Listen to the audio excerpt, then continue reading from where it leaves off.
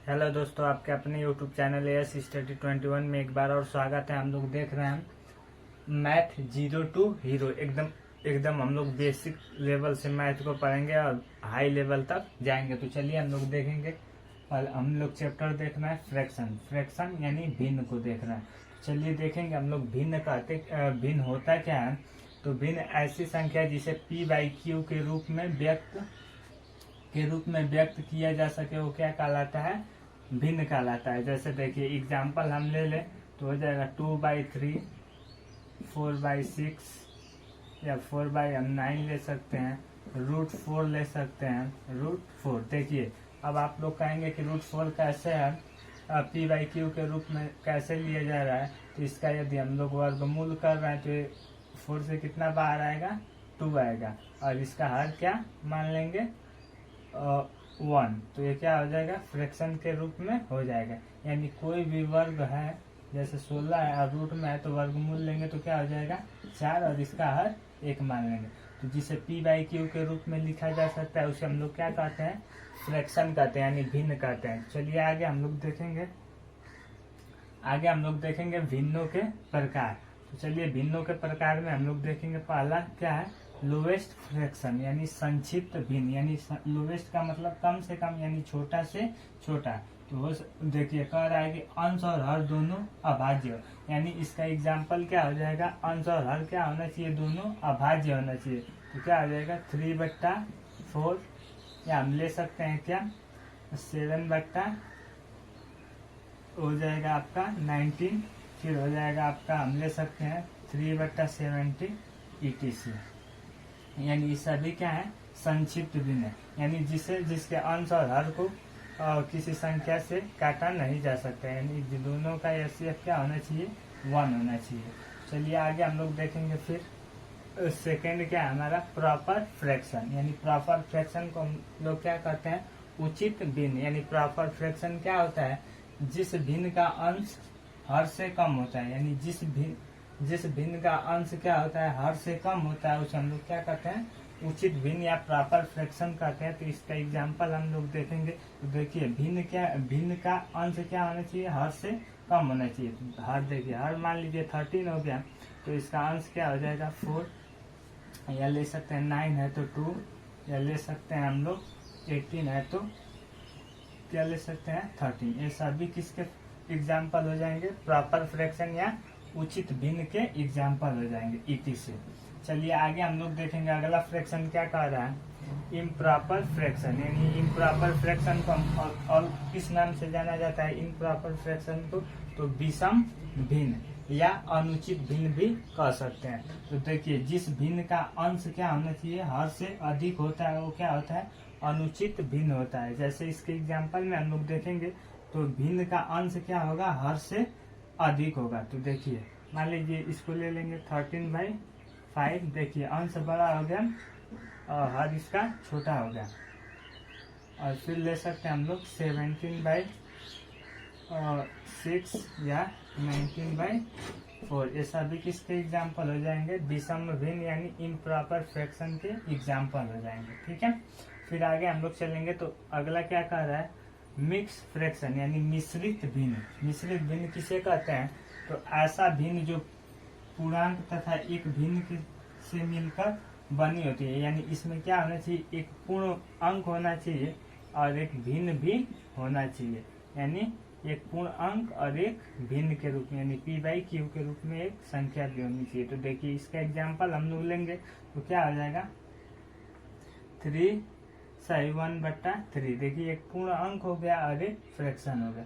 फिर हम लोग ले सकते हैं 7/1/7, ये भी हो सकता है। फिर ले सकते हैं 6/2/3, और ये भी ले लिया जा सकता है। और इसके अनेकों एग्जाम्पल हो सकते हैं, अनेक एग्जाम्पल हो सकते हैं ETC। चलिए हम लोग आगे देखेंगे लाइक फ्रैक्शन, समान भिन्न। लाइक फ्रैक्शन होता क्या है, तो वे भिन्न जिनके हर क्या होते हैं, समान होते हैं, लाइक फ्रैक्शन कहलाते हैं। जैसे हम लोग एग्जाम्पल देखेंगे तो 2 मान लीजिए 17, 3/17, 5/17 यानी जिसके हर समान होंगे वो क्या कहलाएगा, समान भिन्न, और समान भिन्न कहलाएगा या लाइक फ्रैक्शन कहलाएगा।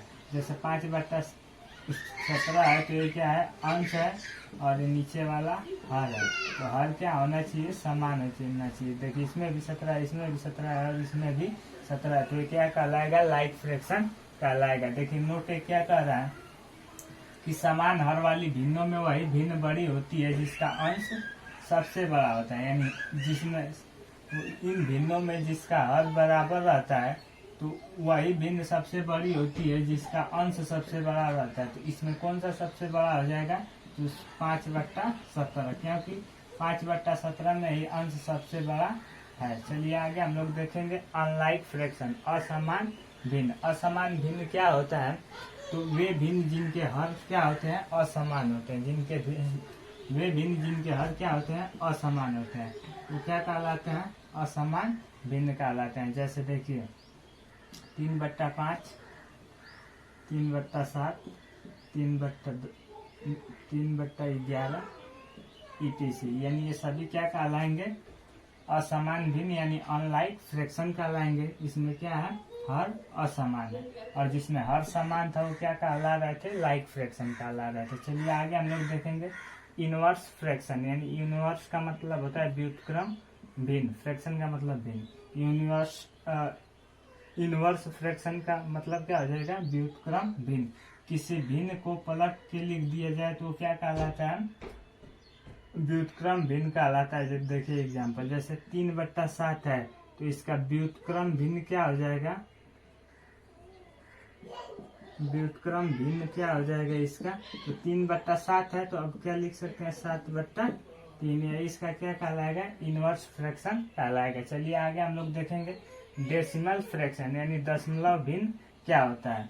दशमलव भिन्न क्या होता है, जिस भिन्न का हर 10 या 10 की घात के रूप में होता है उसे हम लोग क्या कहते हैं, दशमलव भिन्न कहते हैं। एग्जाम्पल इसका देखा जाएगा, देखिए या तो 10 हो नहीं तो 10 की घात, जैसे 10 का स्क्वायर, 10 का क्यूब, यानी 10 हो चाहे 100 हो चाहे 1000 हो, ऐसे बढ़े उसे हम लोग क्या कहते हैं, दशमलव भिन्न कहते हैं। तो देखिए जैसे हम ले लें 2/10, या कह सकते हैं 3/100, या कह सकते हैं 7/100, 7/1000।